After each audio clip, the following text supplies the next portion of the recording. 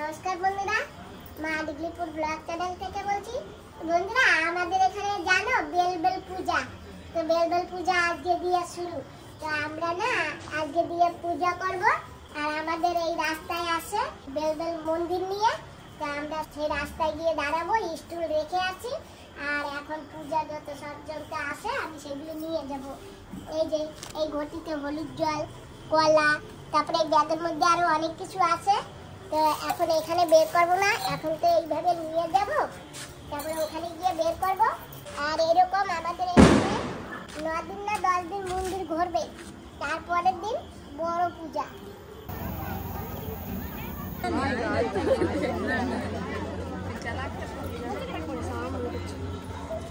মন্দির আসতেছে আর আমরা এই যে সব সাজিয়ে দিয়েছি। মন্দির আসবে কি? হ্যাঁ, মন্দির আসবে তো, ওই যে মন্দির আসবে এখন। फूल मिलेगा कल? এখন মাংসা ফুল नहीं नहीं है नहीं সাজিয়ে দিয়েছি। আর এই যে ছবিটা দুটো করে দিয়েছি, এই যে সব সাজিয়ে দিয়েছি।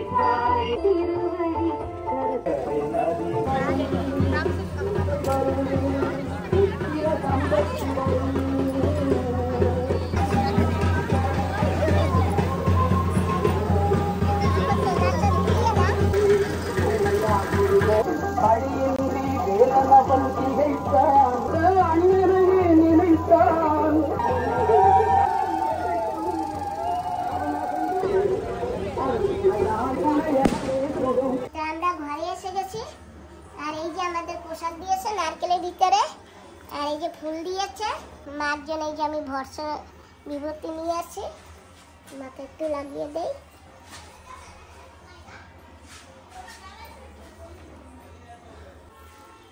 নাও মা, কি প্রসাদ? ওই তো দেখো মন্দির দিয়ে দেশে। না বাবা, তুমি দাও।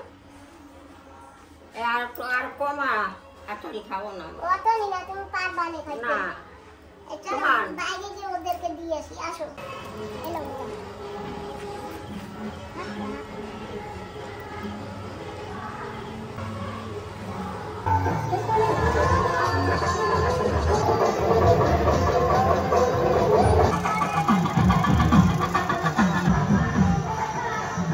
বন্ধুরা, কিছু সময় পূজা দেখেছি, পূজা দেখে এখন আমরা বসে গেছি, আমাদের প্রসাদ দেবে।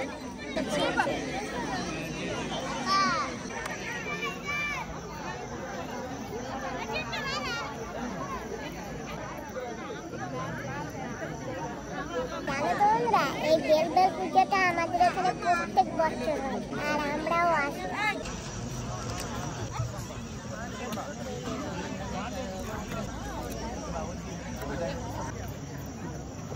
আমরা বসে গেছি আর আমাদের এখন পাতা দিবে। তো অন্ন দিয়েছে, সাম্বার দিয়েছে, আর বাকি তরকারি আসতেছে।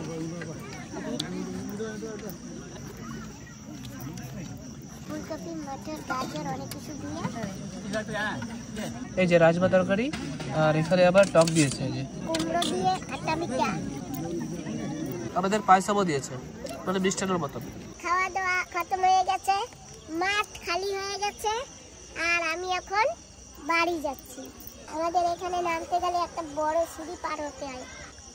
দুপাশ দিয়ে সিঁড়ি আছে, এখান থেকেও আছে, আবার ওই সাইডটাতেও আছে।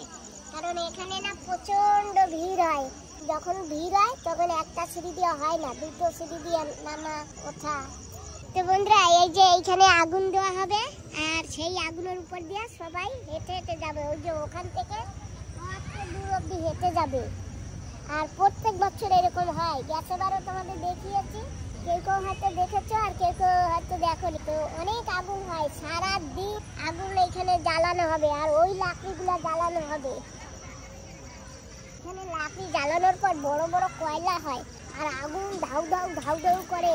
আর ধারে কাছে তো বসা যায় না, কিন্তু এখানে যারা যারা পূজায় কাপ বেঁধেছে তারা তারা এই আগুনের উপর দিয়ে হেঁটে এই মাথা দিয়ে ওই মাথায় অব্দি যাবে। বাড়ি চলে আসি, আমরা তো খেয়ে আসি, আর মাকে নিয়ে যাই না অত ভিড়ের ভিতরে। তো মায়ের জন্য আমি নিয়ে আসছি এই যে এতগুলো ভাত আমি খাবো না। অল্প করে ভাত। না, অল্প না, এত ভাত আমি খাবো না। সাম্বার দেবো? অল্প একটু দাও, এসে আর দিন খাইয়ে দেবে। ঠিক আছে, তা তুমি খাও। আর একটা যে কুমড়ার খাট্টা মিঠা।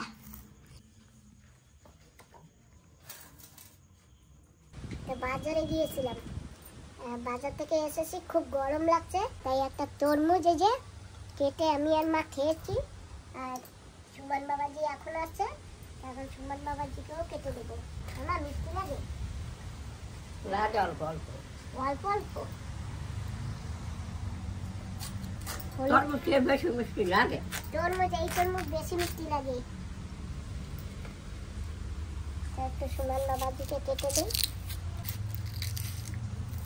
নাও। তোমার দিদা বলছে কি বেনারস হয়েছে। তোমার কি হয়েছে গাছে? ওই কি হয়েছে ওইগুলা?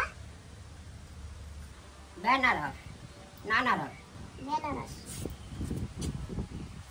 শাক আর তেতো, শাক তেতো রান্না করবো। শাক তেতো রান্না করবার জন্য একটু কাটাকাটি করে নিচ্ছি।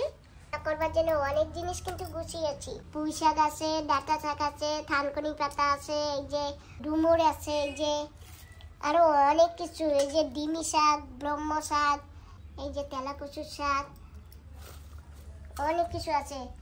উস্তে, আর এই যে এখানে বেগুন, কাঁচা কলা, আর এই যে ঠৈটে কলা কাঁচাটা এটা নেব, লাউ শাক, ছিম, লুবিয়া, এইসব দিয়ে আমি একটু শাক তেতো রান্না করব।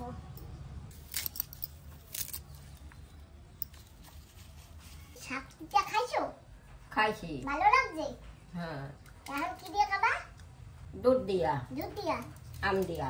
আচ্ছা, আম ভালো ওটা না টক? এটা একটু টক লাগবে। বেশি লাগবে না। কালকে খাইছিলা না সেই আম। তো বন্ধুরা, শাকটিটা রান্না করেছি, আর আমরা এখন শাকটিটা দিয়ে ভাত খাচ্ছি। সঙ্গে আরো তরকারি আছে, মাও খেয়েছে, মাও ভালো খেয়েছে। তুমি কেমন খেয়েছো বাবা? হ্যাঁ, ভালো লেগেছে। ঠিক আছে, তাহলে এবার দিদার একটু দুধ দিয়ে দাও।